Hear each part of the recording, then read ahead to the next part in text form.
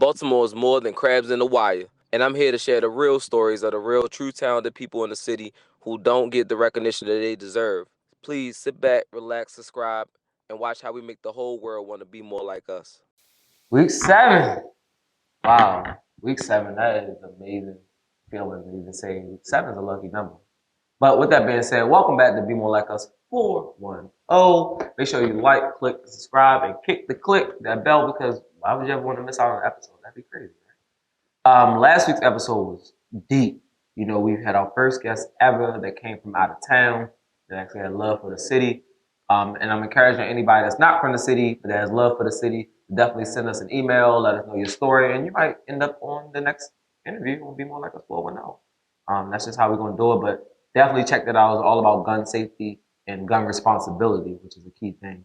And if you missed that, be sure to go back and check that episode out. Come on, tell me what I'm about to say. I know what I'm about to say. Super excited, right? I know you like it every week, but I really am super excited because we're making history again. So we made history 2 weeks ago with the first woman on the channel, and we made history again with the first outside person on the channel. Now we have our first child entrepreneur on the channel. Yes, we do love the babies and the kids too, all right? But this is even a little bit more personal, y'all. This is my baby cousin. Well, she ain't technically a baby anymore. She probably like, I'm not a baby. But this is my little cousin, right? My baby to me. And she is a dope entrepreneur. You'll find out in a second about what. But I just like to say, hi. Hi, little cousin. Hi. What's your name? My name's Sophia Alexis. Sophia Alexis. I'm just gonna call her So-So. So, hey, So-So.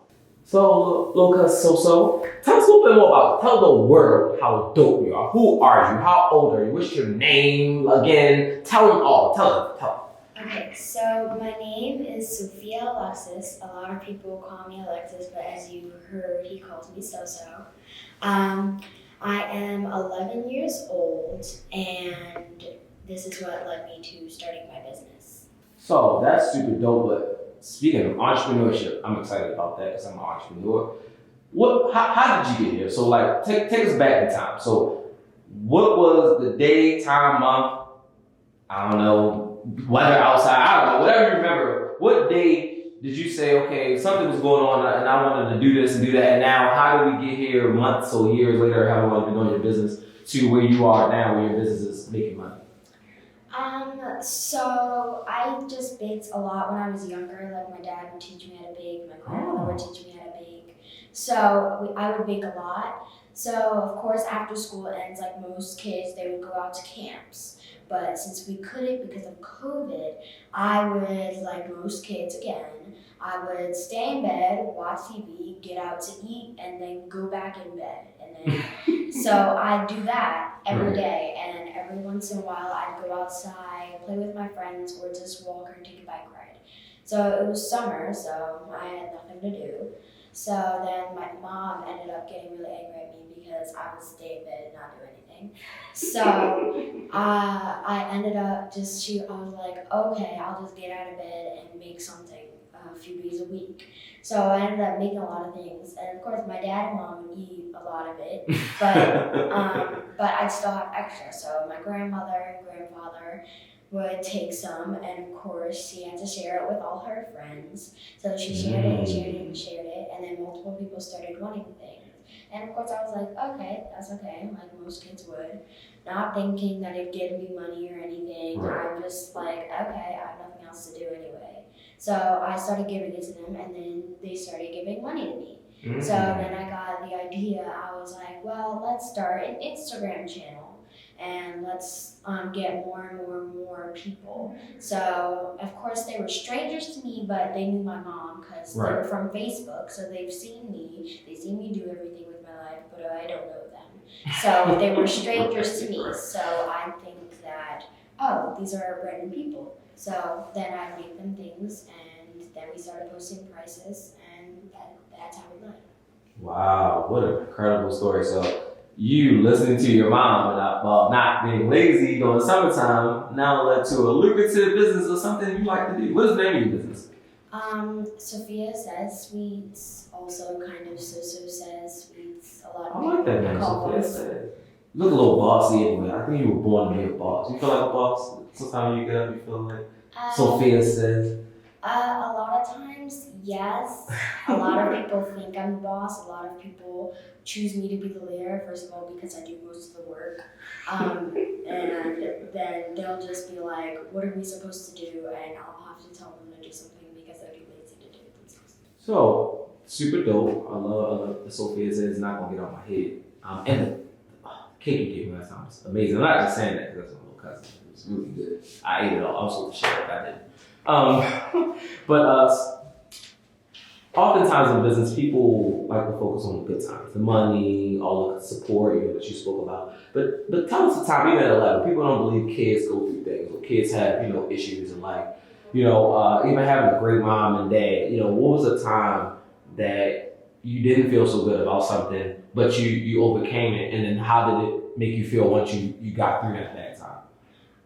So probably some of my struggles would be balancing it with school and doing baking. Because I'd have to do school during the weekdays, and then sometimes I'd have to do baking during the weekdays. So I ended up overcoming that by just doing it on the weekends. And I have ADHD, so when I focus something really hard, a lot of times I have to be doing two things at once. So when I get bored of something, I can just go right to the next thing.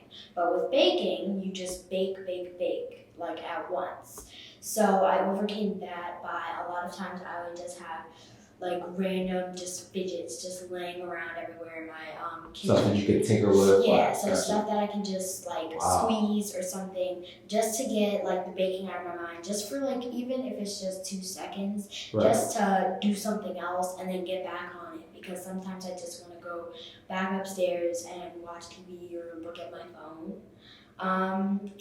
Probably another struggle would be having just to do other things, just me being doing other things, even if you're just going to Target or going to the mall or to Walmart. So a lot of times I want to do that instead of it, but then my mom would also help me just to focus on that. Basically saying you have balance being a kid and running a business as well.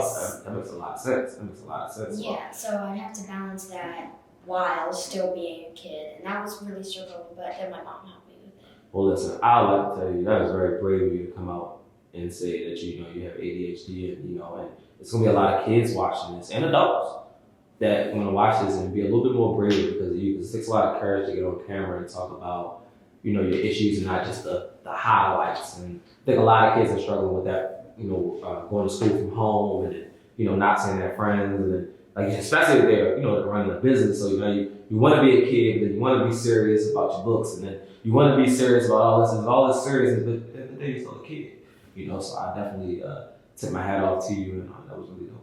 You've been in Baltimore County pretty much all your life, is that correct? Yeah. Okay, Baltimore County, so that's still Baltimore. And this is a part where we say, if you're so Baltimore.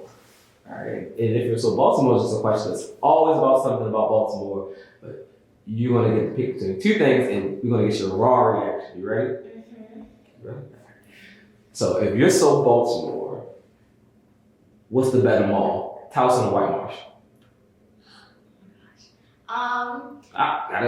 Gotta say one or two.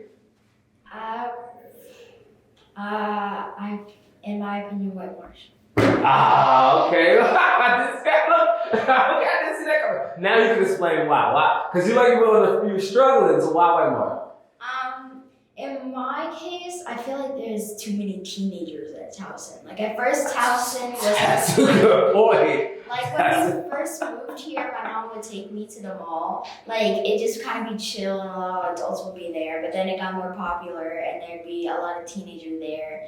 And we just went to the mall the other day because I wanted to go get something from Claire's and Nordstrom, stuff like that. Mm-hmm. And there were just 3 groups of teenagers back to back to back, and they were taking up the whole space, and most of the teenagers had their masks down and everything. Right. But at White Marsh, it's kind of more chill in my opinion. Right. Sure, it has teenagers like most malls, but but it was kind of less chill and more like a lot of adults. Like what Towson used to be, basically. Yeah, what Towson used to be, and that's the one my grandmother takes me to, so I have no problem with that. And my mom does not like them all because of that, because the teenagers are there.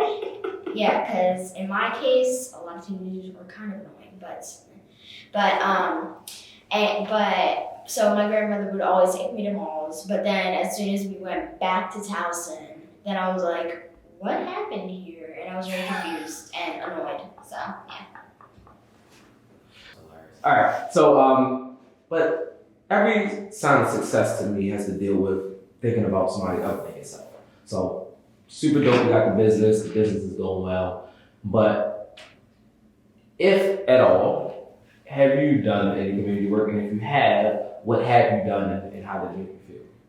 So like a lot of schools, we did the canned food drive and like the candy when you would give away some of your Halloween candy, and they would like ship it off to like the boats, like the military boats, and it just became. Oh, they did? I never heard of that. Yeah, well, at my school, at my West Austin school, I don't know about any other schools. Okay. And also like most schools, like around Halloween time and pumpkins, like they give pumpkins out to little kids that like don't have any and can't afford them. So a lot of people would like grow their own and then like give them away. And so of course, I like helping people, but the pumpkins I didn't give them out. So I would like work at the register where we just count all the pumpkins that have been sold. Nice. I'm not saying that I don't like community work, but just when I get my hands dirty, I can't do it. Okay, girly girl. So you like helping, which is like the dirty parts of the help. Yeah, I also do with a community work. One of my mom's Facebook friends started it, Hung Don't Shoot.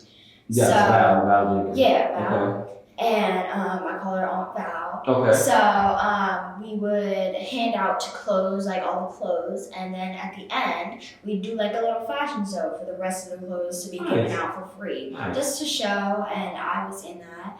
Also, she would do like just community drives, and not that this I don't think is community work, but I think the money goes to community. Right. But like we would do the polar plunge when you have to pay for that, and I think the money goes to community. It does. So sometimes with nonprofits, even if everything isn't an act of work, it's sometimes raising the money to do acts and work. So that raised money for a lot of people. That was really fun. Of course, I had to be the one that goes in there like 3 times. But so I did a lot of community work with her. Most of my community work was with her, but every once in a while I do like community work with my school. That's dope. Well, cheers to you. So being a dope youth yourself, a shining example of what youth is outside of what the media portrays the youth to be, which is uncontrollable or not focused.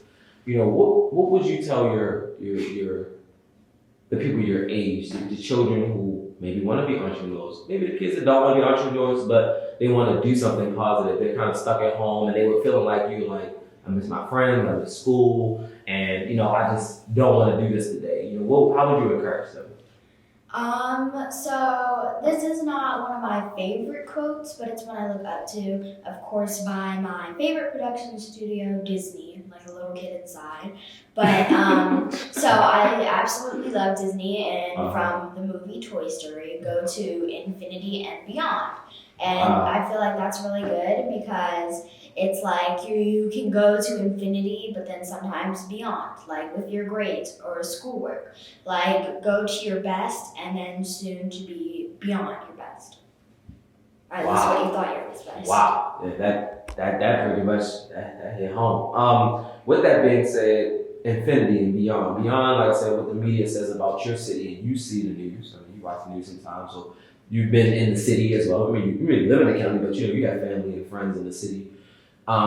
You see a lot of things. I saw a little bit too many things, driving past or on the news.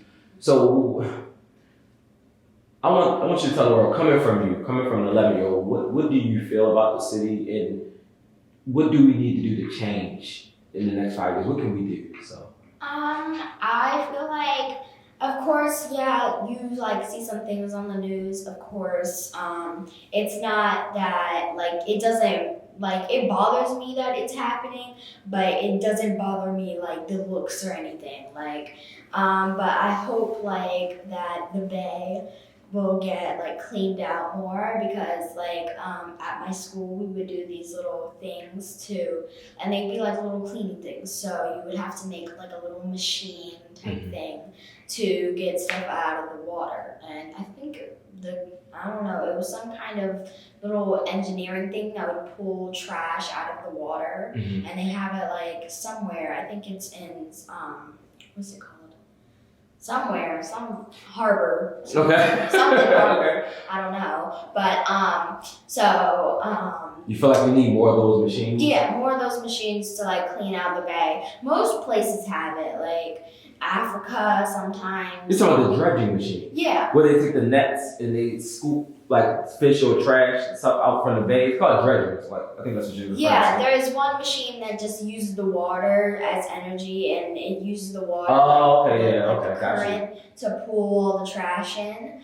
Also, I hope that the killings and stuff will go down more. Absolutely. Also, yeah, I think that's it. Yeah. So basically, to sum it up, if we would take care of our ecosystem more, or at least the bay where our water runs through, and respect each other by not killing each other, things would at least start to get better. Is that about right? Yeah. Okay, awesome. Last thing, you're getting older, and before you blink your eyes, you'll be in high school, and you'll be at a point where you can choose to move around as you like. You won't need your mom's permission in about less than 7 years. It's not that far away. So, do you see yourself still staying here if you had the opportunity, or are you going to move somewhere? I see myself staying here, but like I see myself staying in like Maryland. Maybe not just Baltimore, but I see myself staying in this state. Right. Like maybe as I grow up, my parents are probably gonna move or something, maybe somewhere else. Like we've already moved once. Right. And my parents like together, they've already moved like 3 times. Right. So, but I see myself staying in the state. But if I were to go somewhere, I'd probably go up like to upstate Maine. Wow, man, that's great. I think one, because I just like it there. It's kind of like a calm place. So you've been to Maine and you like it? Oh yeah, I've been Okay, there. all right, well. Like the first time I just went to Maine while COVID because it was like a chill space. Like it's not like, of course I was in the touristy area like Salem and stuff like that. But I did like it. Like we would drive around places. Of course, to get in there, you have to drive through the neighborhoods to get to Salem or to get to the beach. So I saw it, and it was like a nice chill. Of course, they didn't have any homes like they would in Baltimore County. Like they weren't that modern, but they were like old, small homes. So I could see someone like the 2 people. So simplicity. You kind of, wherever you go, whether it be another part of Maryland or completely out of Maryland, you would like somewhere simplistic and calm and kind of relaxed. Okay, so let me just ask you this, the last thing I want to ask you. If, with that being said, if you had to move out of state for whatever reason, would you have a business here? Like, your business is probably going to keep, I'm praying that your business continues to grow, right? So do you see yourself having like a bakery at least here or 2 so that no matter what, you kind of got somewhere that reminds you where you're from? I do, but a lot of times, like in a lot of places and like a lot of not states, but like just me just keep doing it. For one, I would still have school, and when you get to like the upper middle school or when you get to college or high school, you'd have to do more work. So, and baking, of course, I love baking. I absolutely love it since I was a little kid with my little play. Baking set? Yeah, with my little ugly baking set that I've had, that I was probably having for like 4 or 5 years. I've had since I was a little baby, so it was probably all dirty and stuff, but still. But I do see myself keep going with this, but maybe not until I was with college. But if I did, yes, I would like to have things in here. I love the fact that you're focused. So it's like, yeah, I love baking, but I'm not gonna let baking distract me from my educational goals and stuff like that. I think that's really, really powerful. And I thank you for coming. I really do. And with that being said, why aren't you here again? Why weren't you here for this interview? And I know you're not going anywhere for the next interview because somewhere below you're gonna have the comment battles. Somebody's gonna have the fastest fingers, Twitter fingers, internet fingers, Instagram fingers, and you're gonna say, what was the best part of her interview? Was it the bacon? Was it that she's super dope and she knows more, or is it the fact she like whitewash them all? I don't know. Comment below. Somebody go win some free gear because of So-So's interview, and I'm gonna let So-So know, let the world know, put you on our Instagram channel that you can find out in the comment section below, and then I'll data below the video. And I don't know, I just wanna let y'all know I love y'all. I'm excited for next week's person, and I'll give y'all a hint. Next week's person might be able to help you move just like that.